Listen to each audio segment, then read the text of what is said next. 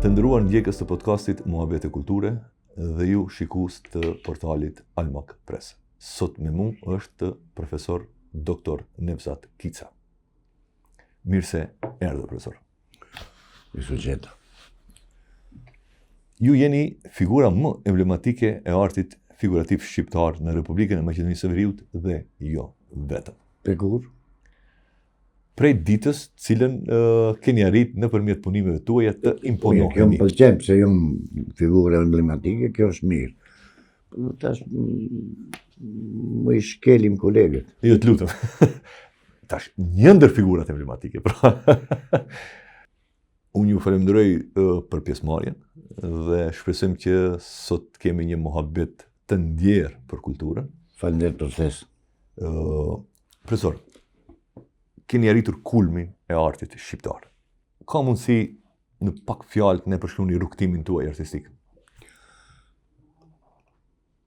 Nulla dies sine linea. Asnjë ditë pa vizë. Asnjë ditë pa vizë. Po. Është një zanat interesant i cili me vërtet kërkon një angazhim me krejt qenjen dhe me krejt segmentet të cilët e ndërtojnë një autoritet të kërkimit figurativ apo kërkimit në këtë fushë të artit. Mund të themi një 5-10% talenti ndikon, mirë po krejt tjetra është punë. Puna është segmenti kryesor për mu që mund të ndërton një njeri edhe të shndron në autoritet të asaj fushë apo punë me cilën merret.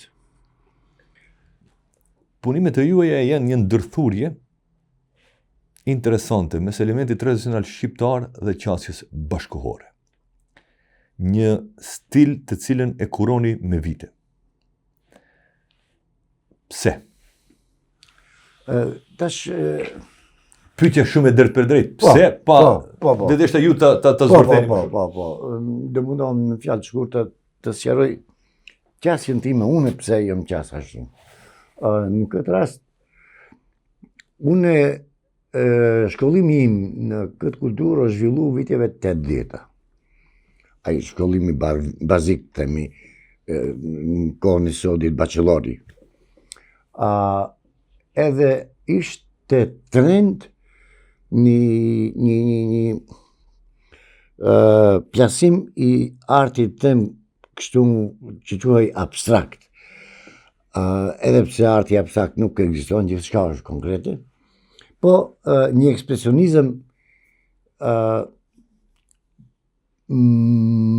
më them kështu më i dukshëm në karakterizimet e veta specifike, në ato specifikat e veta. Më vonë, duke punuar dhe duke ndjekur disa autor apo tërsinë e punës cilën kishin bërë ata, siç ishin në atë kohë Mersat Berber në Sarajev, Safet Zec, mandej Vlada Veličković në Paris, në Kosovë, Recep Ferri, Muthrim Ulliqi, elita, ato 6 akademikët, do me thonë Ferri, Ulliqi, Gjelosh Gjokaj, kemi Tajger Emran, edhe ki skulptori kosovar Çavrta Basha. Ishin autor të cilët kishin tregimet e veta, storjet e veta. Jo rastisht i përmenda disa autor Ballkanit edhe autorët tonë të cilët unë i njihja. Edhe përmes punës tyre, unë e fitova draftin tim, unë çka duhet bëj.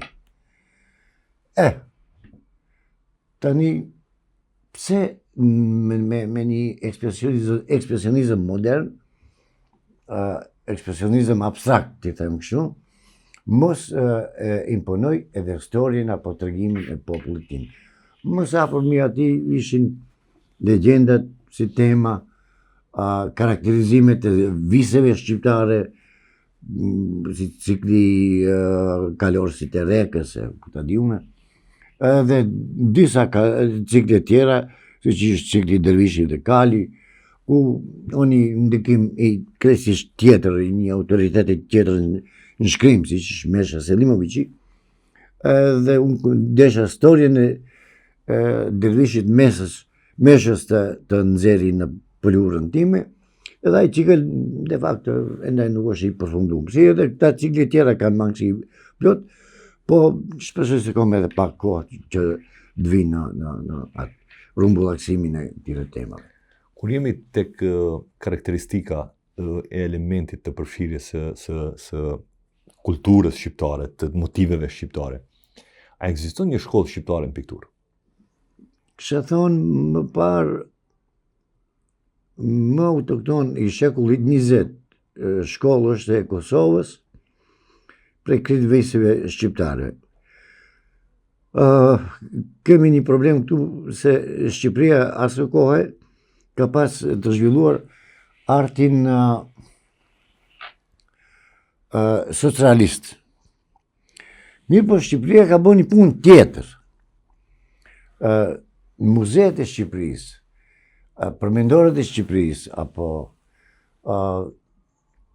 si them kështu, qoftë në 2D dhe në 3D, ka monumente perfekte të cilët janë pa arritur. Do të thonë shkolla sovjetike në Stojza. Shkolla sovjetike. Kemi edhe filmin, pa kemi edhe kanë ndikuar rrënjësisht në qasjen e artit shqiptar. Të shtetit shqiptar. Po, shteti shqiptar.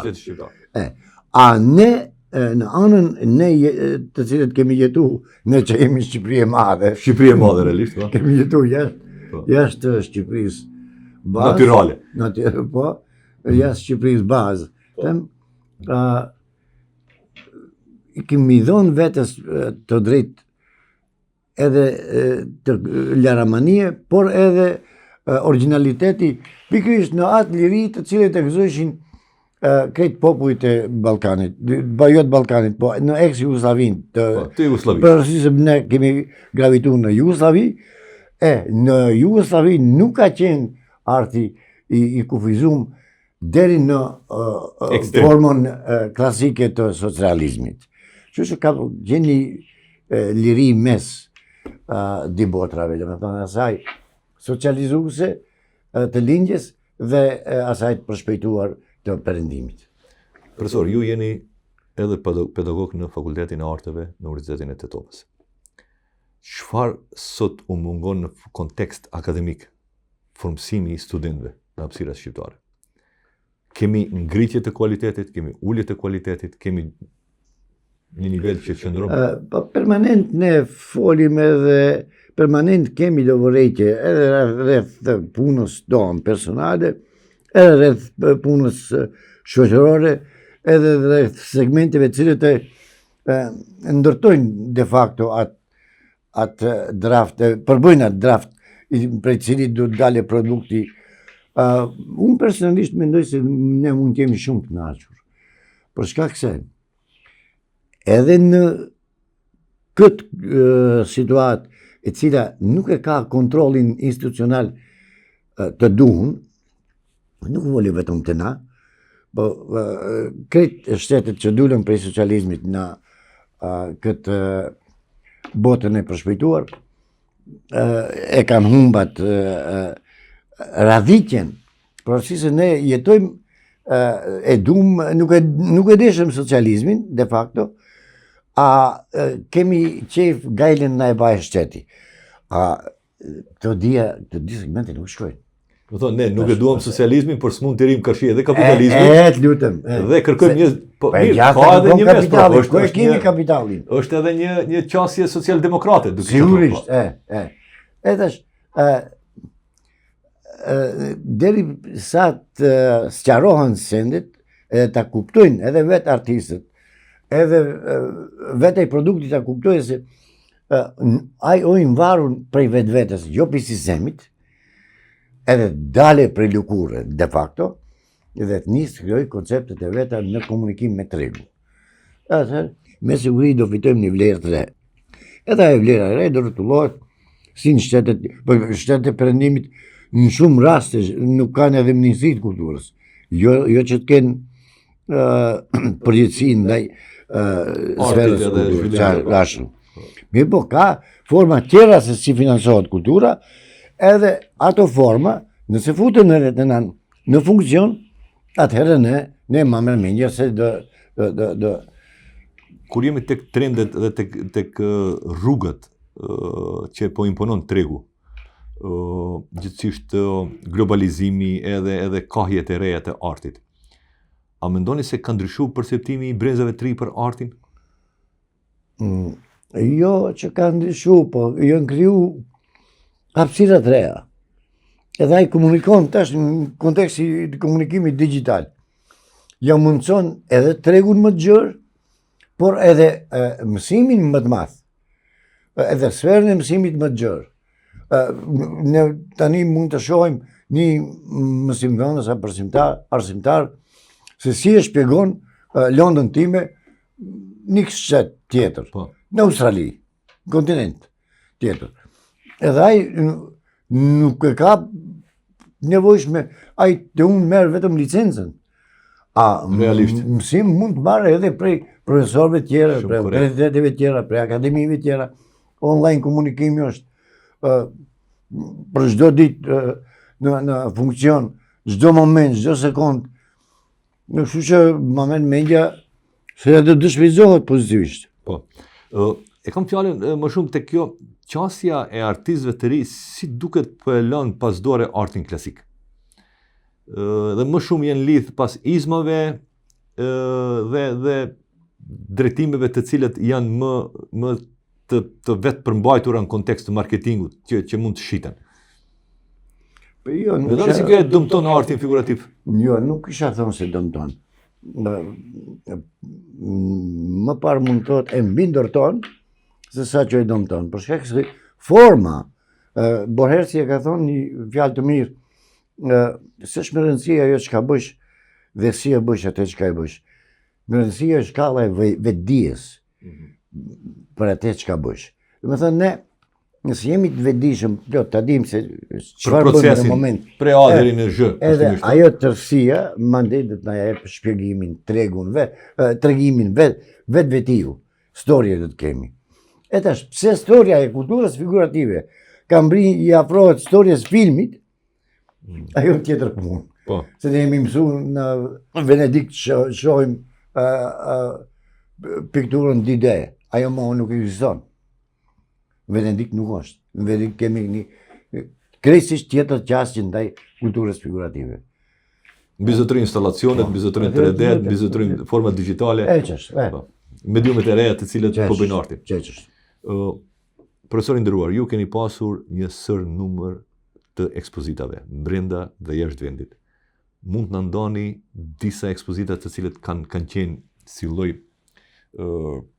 baze, si një lloj mendoj momente të veçanta në krijimtarinë tuaj artistike. Cilët mund t'i ndani 2-3? Që ju kanë përmbush më shumë. Ekspozita e 2009-s në Qendrën Kulturore Informative, mendoj se ka ekspozita e cila ngjallin një ngritje mirë për mu. Një edhe dyta e 2020-s në Galerinë Kombëtare të Maqedonisë. Ekspozita të di vetë se ke qenë atëherë dhe në Ministrinë e Kulturës funksionar. Mandatin tonë bile mbetat burç 13.000 euro, se të këditimi në gjyq. Shpresoj që ta kryeni atë punë në Ministrinë e Kulturës. Po edhe unë shpresoj se do nisë në shtet juridik funksionojë si duhet, e unë t'i marr paret, e mandej zojë. Artistët çdo herë ballafaqohen me probleme ekonomike, edhe me probleme administrative. Mirë, këthe pak thash për ta thyrë. Po, ashtu, edhe pse është e vërtetë se jam në gjyq me Ministrinë për këtë projekt, pa jo temë tjetër. Ajo ekspozit ishte e mirë. Ajo ekspozit kishte krejt komponentet e asaj të cilët e përbënin një projekt Dimensional, qashtu. Ati kisha 3 dimensione, njëni ishte vizatimi, tjetri pikturës, edhe kisha videoprojektimin. Edhe u bon një katalog monografik, i shkëlqishëm, i cili la mbresën e vetë pasaj edhe në dosjen time. Kur jemi tek ekspozitat, ju procesin e krijimit, si e përjetoni? Më shumë intuit, teknik apo refleksion? Cilës i jepni gjithësisht të tri këto gjëra shkojnë bashkë, për cilës i jepni më shumë përparësi? Më parë e mendoj çka du unë, çka më duhet.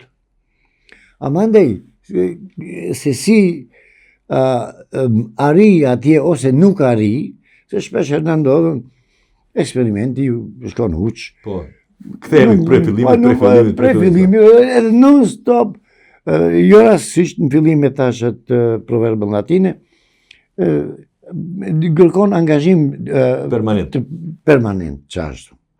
Ai angazhimi permanent, nëse keni targetin du atje të ri, atëherë vetë brenda jush koncentrohi instinktivisht koncentrimin e keni, edhe pse jeni të shku në nënë në gjatë, target janë majtë instinktivisht. Qon rruga. Po, edhe arrihet ati. Mirë po problemi se a o përfundu, o problem të dim kur është stop. A ka artist që e din kur është stop? Nuk ma merr mendje se ekziston ashtu artist. Tash nuk ndoshta e thash këtë pak si ashpër, mirë po edhe ata më të mëdhej. Picasso ka qenë punëtor shumë i madh. Me siguri është artisti numër 1 i shekullit 20. Ka shumë vetë thonë se ka punu shumë, ka një opus të madh të punës vetë, një volum të madh. E pse e ka atë volum? Përsi se për herë ka pas dilemë. Çdo ka qenë i pakënaqur me procesin, me produktin. Për herë në dyshim, njeri që dishon vete, ai patjetër të përparoj. Pra, patjetër të eci. Ende do jetë, domethënë, në trend thënia që punimi gjithsesi vepra e artit kur nuk ka fund. Asnjëherë. Realisht. Ajo filozofia e artit është që mos pjesë. Pasi e bukur s'ka fund. Po, e bukur s'ka fund. Profesor, në kontekst të pedagogjisë, cilat janë sfidat bashkohore, cilat janë sfidat tuaja me studentët në këtë kohë të arritjeve teknologjike? Ka ndryshuar qasja juaj pedagogjike? Jo, ne kam draftin tim unë e kam ruajt. Mirë po, jo më interesuar që studenti të nisë të komunikoj edhe me botë tjetër, botë jashtë Maqedonisë. Ba ment një fjalë shumë inteligente më kalon profesor Fadil Sulemani. Duke pirë kafe ditore, në një rast, i them profesor Fadil, ne tash jemi pandan Akademisë Arteve në Shkup. Sepse u rumbollaksu një staf i cili ishte i pranueshëm nga gjithë, studentët kishin një vlerë përmes ku nuk ishin të rastit të ardhur aty, të cilët nuk kanë pranuar në anglisht, pa hajt hin të çkjodera këndi, edhe ai më shiqoi profesor Fadil ishte dinte tjese i pa skrupullt. Në moment nuk t'i dhe budak. Ka dalë profesor do merremi vesh. Nuk është Shkupi konkurrenca jote. Bota është konkurrenca jote. Tash ka ardhur momenti me segmentin e digitalizimit. Të shfrytëzohet ai digitalizimi, ta ofrojmë botën rreth vetes. Është profimi në minutat e fundit të podcastit. Kam një pyetje sfiduese për ju.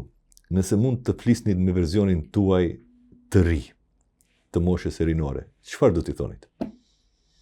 Nëse do mund t'i drejtohesh vetes tuaj në rini. Ajo është shumë problem. Me siguri shumë punë nuk do t'i kisha bo. Me siguri shumë punë t'i kisha bo edhe më gabim. Mirë po, në fund të ditës ne jemi pasojë e veprave tona. Dhe si pasojë, më thojza, jemi produkt i veprimeve tona ndër vite dhe profesor, unë nuk mendoj që keni vepruar keq. Në kontekst asaj, nga pikë vështrimi im. Nuk foli për atë se është vepruar keq, është vepruar. Foli për atë veprimit ndryshe. Unë jam interesuar vetëm mos ndalen njerëzit. Sepse e ndalmja, stopimi nuk ojë mirë. Hinë çdo ditë në atelje, rinë në atelje, llogaritë kohën e punës, unë sot 4 orë, çdo ditë ka 4 orë të rinë në ateljen time. E do ri aty, nuk asgjë s'bëj. Po edhe muzikë të dëgjoj, s'ka nevojë të punë. Po, fundja edhe vetëm të muzikë të dëgjoj. Ama për ditë të jetë. E pamundur është të ngelje gjatë një viti pa produkt konkret i cili kese edhe temën edhe idenë. Pra, mund të përfundojmë sot emisionin me këtë thënien tuaj që punë, ose siç është thënia latine, çdo ditë nga një vis. Çdo ditë ka një vis. Profesor, unë të falenderoj shumë për kohën dhe për mundësinë që na dhe që të bashkëbisedojmë për trendet e artit figurativ. Faleminderit juve për ftesën. Faleminderit. Të dashur ndjekës të podcastit Muhabet e Kulture, deri në takimin e radhës, mirupafshim.